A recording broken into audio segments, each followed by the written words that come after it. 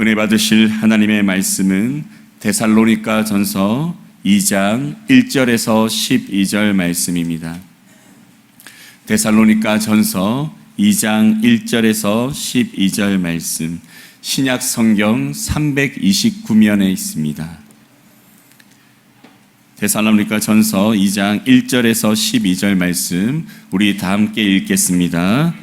형제들아, 우리가 너희 가운데 들어간 것이 헛되지 않은 줄을 너희가 친히 아나니, 너희가 아는 바와 같이 우리가 먼저 빌립보에서 고난과 능력을 당하였으나 우리 하나님을 힘입어 많은 싸움 중에 하나님의 복음을 너희에게 전하였노라.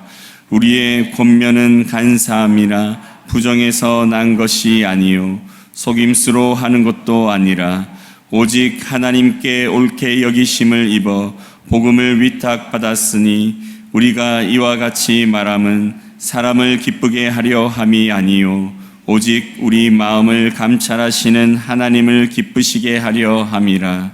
너희도 알거니와 우리가 아무 때에도 아첨하는 말이나 탐심의 탈을 쓰지 아니한 것을 하나님이 증언하시느니라.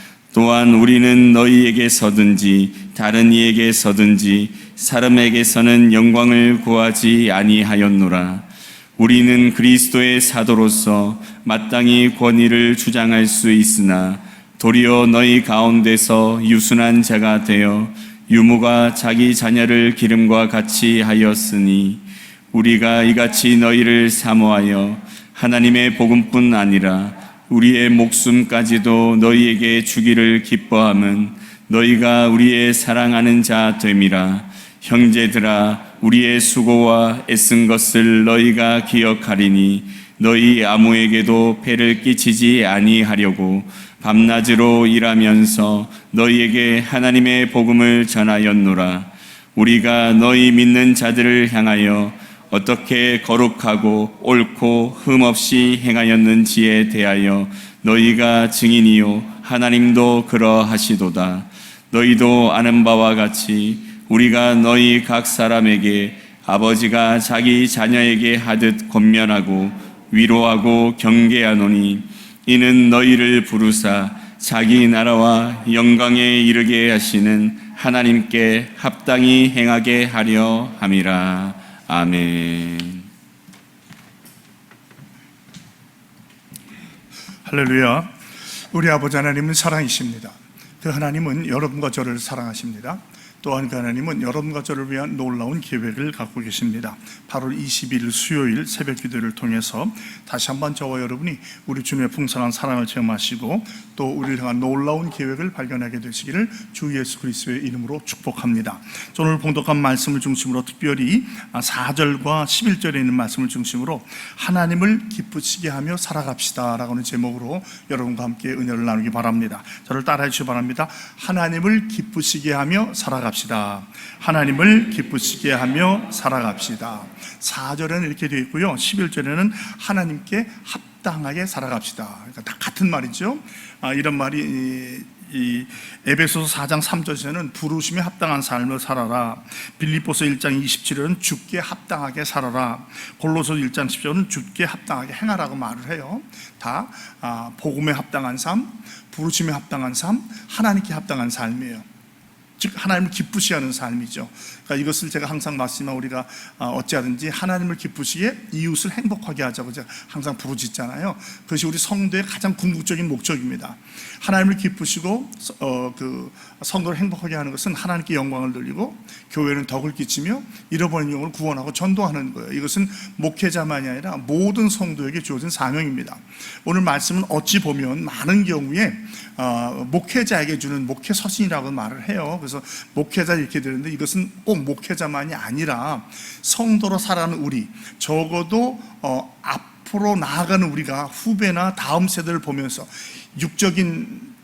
육신의 자신이든 영적의 자식이든 우리의 다음 세대를 위해서 어떻게 살아야 될까를 보여주는 것입니다. 교회 안에서도 너무너무나도 중요한 말씀이에요.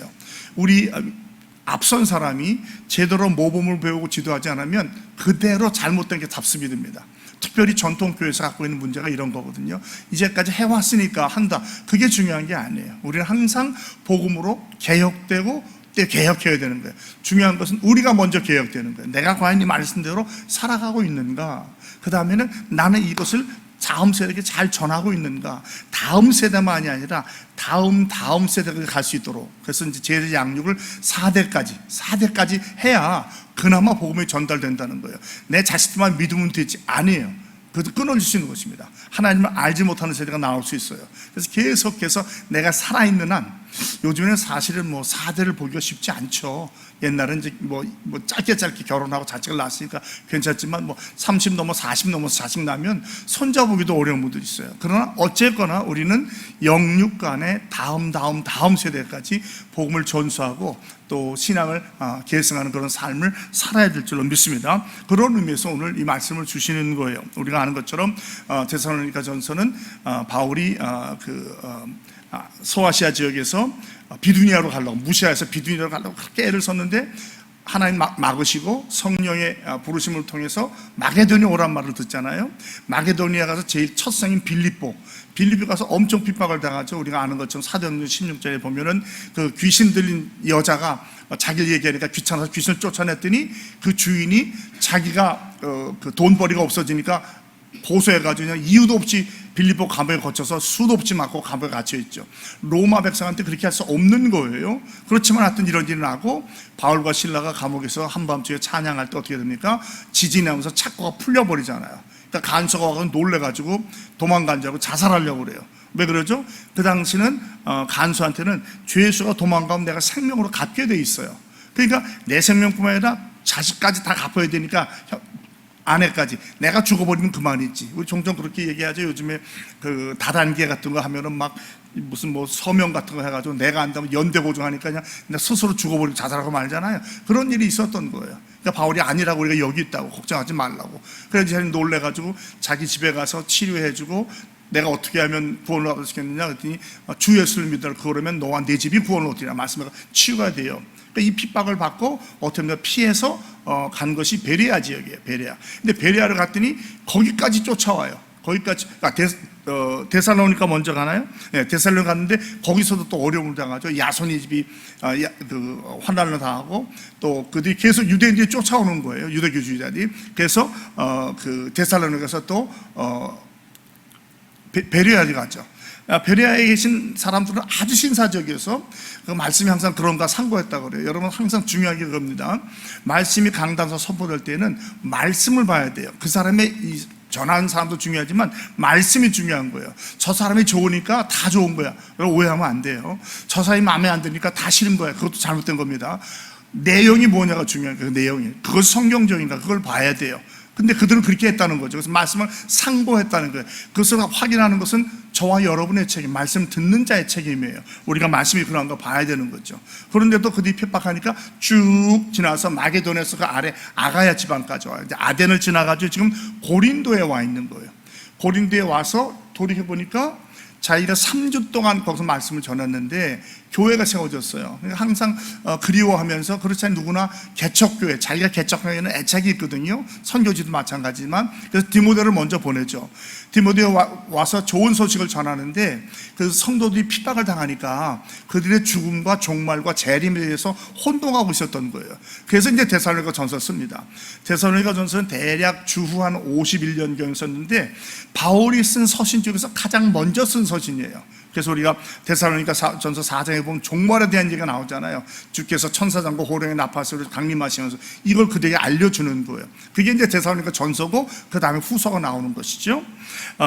데살로니가 전서가 5장으로 되어 있는데 1장과 3장은 과거에 대한 감사, 회고를 하면서 감사를 드려요. 하나님께서 너희들과 어릴 때 이렇게 역사하셨다. 그리고 4장과 5장에는 그러므로 우리는 이렇게 살아야 한다. 바울 서신이 항상 전반부는 이론적이고 신학적이라고 한다면 후반부는 좀 더 실천적이고 삶에 대한 이야기거든요. 이것도 1장, 3장, 4장, 5장까지 그렇게 나눠 있어요. 오늘도 선이 긴데 우리 어제 김 목사님이 또 말씀 잘 해주셨지만 제가 여기 보면 알지만 여러분 기억나실지 모르겠는데 송 목사 항상 기도하는 게 믿음의 역사와 사랑의 수고가 소망이 있는 말하죠. 어디서 나오는 거예요? 데살로니가 전서 1장에 나오잖아요. 그러니까 소문난 교회, 정말 데살로니가전서는 믿음의 역사와 사랑의 수고와 소망의 인대로 소문난 교회예요. 저는 우리 인천중앙교회가 그렇게 소문나기를 축복합니다. 건물 잘 지었대, 재정 빵빵하대, 웬만한 좋은 프로는 다 돌리는데 그게 중요한 게 아니에요. 잘못하면 빚 좋은 개살도가 될 수 있어요. 우리 성도 한 사람 한 사람 삶 속에서 믿음의 역사와 사랑의 수고와 소망의 인내가 나타나는 교회, 또 그것을 통해서 우리 교회 자체가 그런 일을 하는 교회가 되기를 주님의 이름으로 축복합니다. 또 제가 항상 기도하는 게, 하나님 우리가 축복의 통로가 되어서 하나님을 기쁘시게 이웃을 행복하게 도와주세요. 그걸 항상 기도하는 게, 이것도 여기서 나오는 겁니다. 여기 보면 그런데 사람을 기쁘게 하지 아니하고 하나님을 기쁘시게 하렸다. 근데 왜 손 목사는 사람을 행복하게 하느냐? 이 행복하게 하는 말은 아무나 행복하게 하는 게 아니라 사람한테 아첨하는 것이 아니라 적어도 우리가 복음을 전하는 자에게 제가 그래서 축복의 통로가 먼저 됩시다. 그래서 하나님을 기쁘시게 하지만 그것을 통해서 그들도 행복을 느낄 수 있게 합다는 게 저의 기도의 제목이기도 합니다. 서론은 좀 길어졌는데요. 자, 오늘 그 사도 바울이 결론을 먼저 말씀드리자면, 사도 바울이 여기서 사역할 때는 세 가지 중요한 포인트를 갖고 있어요. 그래서 그 첫 번째가 뭐냐면 4절, 오직 하나님께 옳게 여김을 입어 복음을 위탁받았다. 위탁받는다는 것은 청지기적인 삶을 말해요. 이건 사역자뿐만 아니라 모든 성도입니다. 여러분, 우리가 가진 것 중에서 하나님께서 주시지 않은 게 어디 있어요? 그리고 그것은 내게 아니라 하나님 위탁해 주신 거거든요. 청지기는 자기가 주인이 아니에요. 그러나 주인인 것처럼 다 계산하고 정리를 하고 이익을 얻지만 그렇다고 내게 되는 것도 아니에요. 그건 주인을 위해서 하는 거예요. 교육자들도, 저와 여러분도, 직분자들도 다 청지기 정신으로 살아가시기를 주님의 이름으로 부탁드립니다. 이 교회가 내 교회인데, 내가 얼마나 다녔는데, 내가 헌금을 얼마 했는데, 그건 하나님께서 기뻐하시는 게 아니에요. 항상 이 교회는 하나님의 거예요. 교육자들도 마찬가지입니다. 언제든지 떠날 때 이 교회가 내가 어떻게 한 교회인데, 내가 얼마나 열심히 했는데, 이런 거 아니에요. 하나님의 교회, 하나님이 키우신 교회예요. 믿습니까? 사람은 쓰임만 받는 거예요. 그럼 하나님께 영광을 돌려야 돼요. 두 번째는 뭐냐면 7절에 그리스도의 사도로서 마땅히 권위를 주장할 수도 있지만 도리어 너희 가운데서 유순한 자가 되어서 유머가 자기 자녀를 기는 것 같잖아요. 유머같이 사는 거예요. 여러분, 이 유머는 우리가 생각하는 그런 유머가 아니에요. 애기 젖을 먹여주는 다른 여자가 아니라 어린아이를 젖을 먹이는 엄마라는 거예요. 이해가 되시겠죠? 잘못 우리가 유머라고 하면은 왜 옛날에 그 부잣집 만화님들이 그 젖 먹여주는 하인 놓고 얘 젖 먹여라, 유머를, 그런 유머가 아니에요. 젖을 먹여주는 젊은 엄마를 말하는 거예요. 자기 새끼를 키우는 걸 말하는 거예요. 그러니까 후대나 다음 세대나 성도들을 마치 어머니가 어린 자녀를 양육하지 했다는 거죠. 세 번째는요, 그 11절에 너희로 아는 바와 같이 난 너희 각 사람에게 아버지같이 자기 자녀들에게 권면 위로 경계했다. 아버지같이, 아버지, 친아버지같이. 그러니까 유모와 아버지는 어머니와 아버지같이 했다는 거죠. 부모의 마음을 가지고. 이것이 하나님의 일을 하는 성도와 또 재직과 교육자의 모습이 태도가 되어야 할 줄로 믿습니다. 항상 이런 마음으로 살아가는 거예요. 사실 오늘 말씀을 보면은 좀 아쉬운 게, 묵상을 하다 보면 굉장히 중요한 말이 많이 막 그냥 컴팩트 되어 있는데 뚝뚝 잘라서 하려니까 이제 맞추려고 하는 그런 모양인데 상당히 아쉬움이 많아요. 이것만 봐도 아마 말씀을 전하려면 한 4번, 5번은 전해야 돼요. 그 안에 너무나 좋은 내용이 많기 때문에. 그러나 핵심은 그거예요. 청지기같이, 유머같이, 아비같이 하는 거예요. 청지기는 어떻게 해야 됩니까? 신실하게 해야 돼요.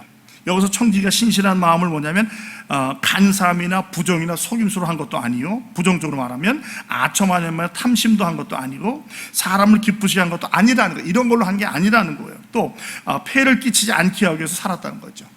그 대신 무엇을 합니까? 항상 하나님을 기쁘시게, 하나님이 증인이라는 거죠. 그렇게 살았다는 거예요. 그러니까 청지기는 성실하게 하는 거예요. 유머는 어떻게 됩니까? 온유하고 부드럽게. 자기 자식을 키우는 엄마가, 젖을 먹여주는 엄마는 좀 함부로 대할 수 있지만 유모는, 친어머니는 그렇게 안 하잖아요. 다 참아주고 다 받아주고 온유하게 한대요. 온유하게. 그래서 그들을 보호해주고 양육하는 거예요. 또 아비는 어떻습니까? 아비는 조금 동전의 양면과 같이 온유하다기보다는 또 길을 잡아주는 거죠. 권면하고 위로하고 경계하는 거예요. 위로란 말도 꼭 들어가요. 그러니까 아버지로 항상 세고 무서운 법은 없는 거예요. 권면도 하지만 때로 위로도 해주면서 경계해 주는 거예요. 죄악의 잘못길로 빠지지 않게. 이것이 부모된 우리가, 또 영적으로 선배된 우리가 또 직분자인 목회자인 우리가 해야 될 태도인 줄로 믿습니다. 사도 바울의 고난을 여기 말하지만 1절로부터면 빌립보에서 고난과 욕을 당했다, 수치를 많이 당했어요. 잘못도 안 했는데 근데 하나님을 힘입었다는 거예요. 사랑하는 성도 여러분, 사람을 의지하지 마시고 하나님 힘입는 거 하나님 안에서는, 주 안에서.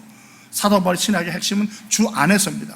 저와 여러분도 항상 사람을 찾지 말고 하나님 안에서 주님의 위로를 받으며 살아가시기를 주님의 이름으로 축복합니다.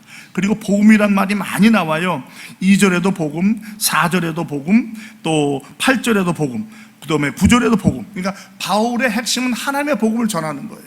그러니까 저와 여러분이 성도의 교제도 중요하고 봉사도 중요하고 다 중요하지만 우리의 가장 궁극적인 목적은 뭐예요? 복음을 알고 복음을 전하는 거예요. 우리가 이 땅에 왜 존재합니까?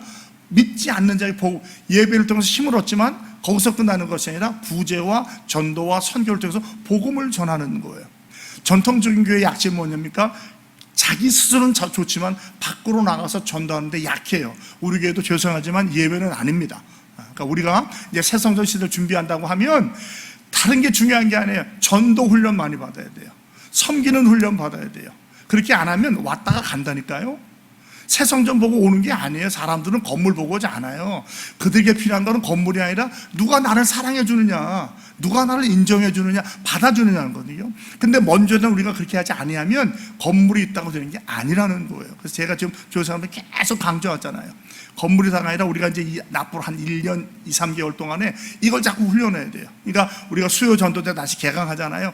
자꾸 나와서 훈련 받아야 돼요. 전도 훈련도 받아야 돼요. 저는 욕심 같아서는 우리가 전도 폭발도 했으면 좋겠다 하는 생각이 들어요. 저는 전도 폭발 이제 강사도 하고 그랬는데 특히 이게 지역으로 집이 많이 모여있는 이곳에는 전도 폭발이 상당히 효과적이거든요. 그래서 기도하고 있어요. 하나님 좀 허락해 주시면 전도 훈련해서 전도 폭발을 좀 하고 싶어요라는 생각을 갖고 있습니다.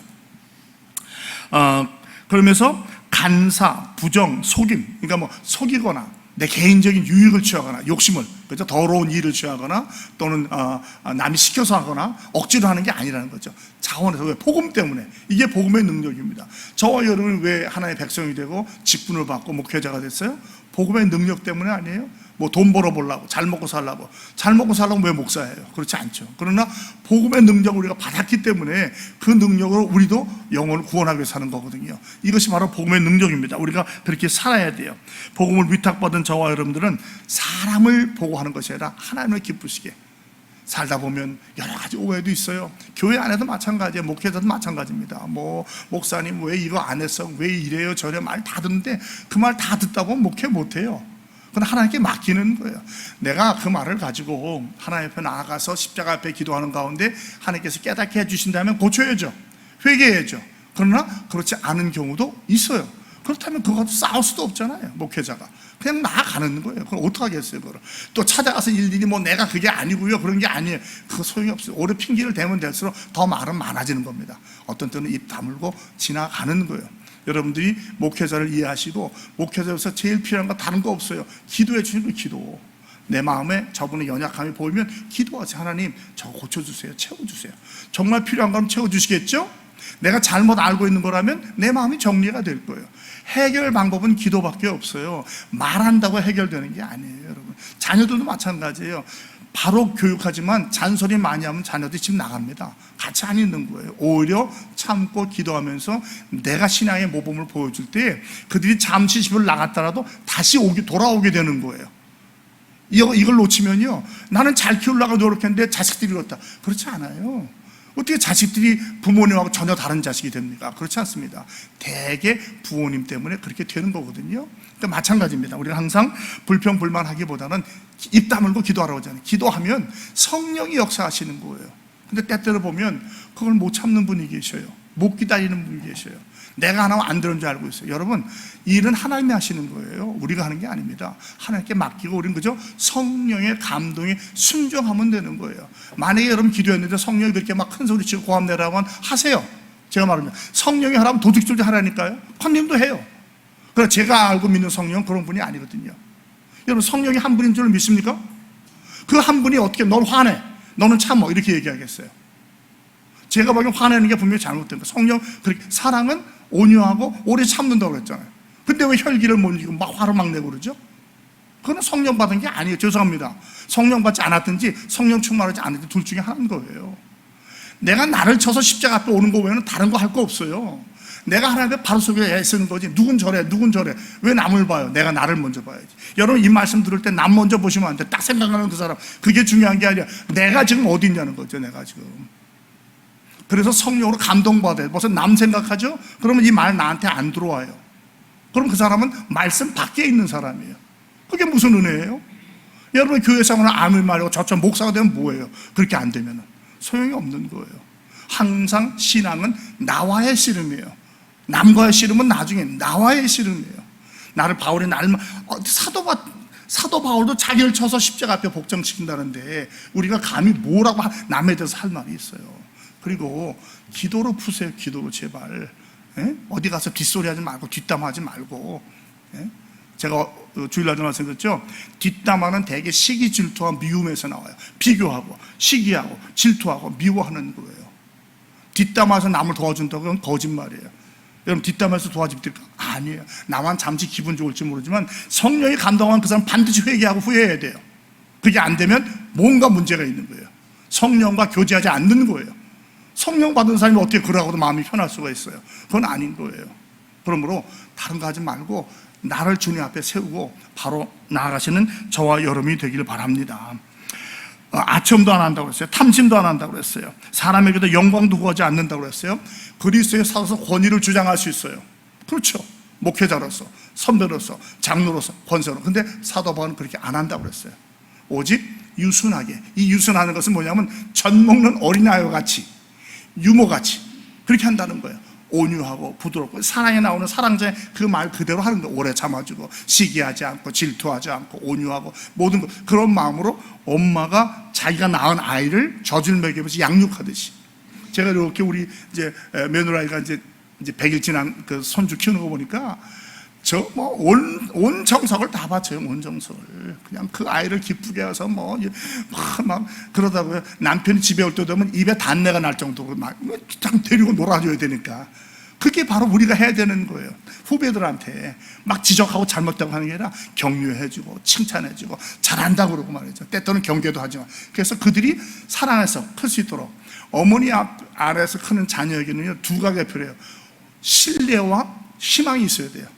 신뢰와 희망이. 어머니가 그걸 심어주지 않으면 이 아이는 항상 불안한 거예요. 근데 이게 어디서 나오냐? 사랑에서 나와요. 사랑. 부모의 희생에서 내 모든 것을 버려가면서. 그것이 앞선 우리, 저를 포함해서요, 목회자를 포함한 우리 앞선 우리들이 해야 될 태도입니다. 그래가지고 심지어는 복음만 전하는 게 아니라 목숨까지 준다는 거죠. 그 어린아이도 엄마들이 종종 자기 생명 바치잖아. 아이 살리기 위해서 그렇게 하는 거예요. 그래서 수고하고 했습니다. 밤낮을 일하면서 하나님의 복음, 계속 복음을, 왜 그래요? 다 이 모든 것은 복음을 전하기 위한 거예요. 우리의 궁극적인 목적은 복음을 전하는 것, 다른 것 없어요. 자, 그러면서 우리가 거룩하고 옳고 흠없이 행했다. 너희가 증인 아니냐? 우리가 그렇게 살았다는 거. 이거 쉬운 말 아니에요. 저도 사실 조심스러워요. 내가 과연 우리 성도들 앞에서 흠없고 옳고 거룩하게 살았는가? 내가 거룩한 생각과 말을 했는가? 행동을 했는가? 혹시 흠은 없었는가? 혈기를 부리거나 또 서운해하거나 섭섭해한 적은 없는가? 이런 생각이 들어요. 저도 결점이 있는 존재를 제가 아니까. 그러니까 더 하나님 앞에 나오고 무릎 꿇을 수밖에 없는 거예요. 나 이 정도 살았어. 그 사람 위험한 사람이죠. 그 사람이 위험한 사람이에요. 우리 가운데 적어도 나 이렇게 살아사는 사람은 위험한 사람이에요. 적어도 성령 받고 신앙생활 한 사람이면 그렇게 말 못하죠. 항상 나의 부족함은 어디 있는가. 항상 나를 십자가 앞으로 가지고 가는 거예요. 그러면서 사람이 아비에게 하듯이 권면하고 위로하고 경계했다. 권면하는 겁니까? 격려, 훈계해 주는 거예요. 위로했다. 여러분, 때때로 우리가 바른 말 하면 우리 자녀들이 다 좋아하지 않잖아요. 낙심해요. 나는 아빠처럼 될 수 없나 봐. 나는 엄마처럼 될 수 없나 봐. 아니야. 아빠도 그랬어. 나도 그랬어. 나도 처음 예수 믿을 때 이런 실수했어. 걱정하지 마. 계속 이기고 나가면 돼. 위로해주고 그 대신 이 선은 넘어가면 안 돼. 복음의 선은 넘어가면 안 되는 거야 라고 가르쳐주는 거죠. 이게 신앙의 선배들이 해야 될 일이에요. 제일 좋은 건 모범이 되는 것이죠. 그렇게 해서 하나님 나라에 들어가서 하나님께 합당하게 살게 하자는 거죠. 나도 하나님의 합당하게 살고 내 자녀도, 내가 양육하는 사람도 궁극적인 목적은 하나님께 합당하게 사는 거예요. 부르심에 합당한 삶, 주님께 합당한 삶, 하나님을 기쁘시 하는 삶을 산다는 것이죠. 말씀 맺겠습니다. 어찌했거나 목회자이건 중직자이건 성도이건 다 우리는 앞선 사람이에요. 우리 앞서간 분들도 계시겠지만 우리 앞서간 분들이 우리를 잘못 가르쳐 줄 수도 있었어요. 그러나 그분의 의도가 다 그랬다고 생각하지 않습니다. 다만 환경과 처함이 다르기 때문에 그럴 수 있겠죠. 적어도 오늘 말씀 듣는 우리는 이전을 생각하지 말고 이제 나는 어떻게 살 것인가. 세 가지입니다. 청지기와 같이 신실하게, 유모와 같이 온유하게, 아비와 같이 잘 경계하고 교훈하면서, 그래서 나 자신을 그렇게 지키고 나에게도 그렇게 해야 되겠죠. 또 다음 세대에게 이것을 잘 전함으로 말미암아 우리의 신앙이 계속해서 유산으로 물려가서 이것이 1년 반 동안 잘 준비되어서 세상선 시대에 정말 우리 인천중학교가 전무후무하게 많은 영혼들을 주께로 이끌어오고 그들을 주님께 드리는 그런 복된 중앙교회와 성도가 다 되시기를 주 예수 그리스도의 이름으로 축복합니다. 아버지 하나님 감사합니다. 교회가 복된 날 허락해 주시고 오늘도 또 이렇게 우중에도 은혜를 사모해 나온 새벽기도 용사들 또는 온라인으로 참여하는 용사들에게 함께해 주시고 은혜와 복을 주신 줄로 믿습니다. 하나님 때때로 이 말이 듣기가 쉽지 않겠지만 우리가 하나님을 기쁘시기에 이웃을 행복하게 살기 위해서는 먼저 축복의 통로가 되어야 될 것이고 그런 삶을 살아야 할 줄로 믿습니다. 청지기와 같이 신실하게, 또 유모와 같이 온유하게, 아비와 같이 잘 자녀를 교양과 훈계를 양육하는 성도의 삶을 살아가는 우리 모두가 되게 하여 주시옵소서. 귀한 예물들을 손길 싸우니 기억해 주시고 이 기도의 제목대로 응답되게 하여 주시옵소서. 주 예수 그리스도의 이름으로 감사하며 간절히 축복하며 기도합니다. 아멘.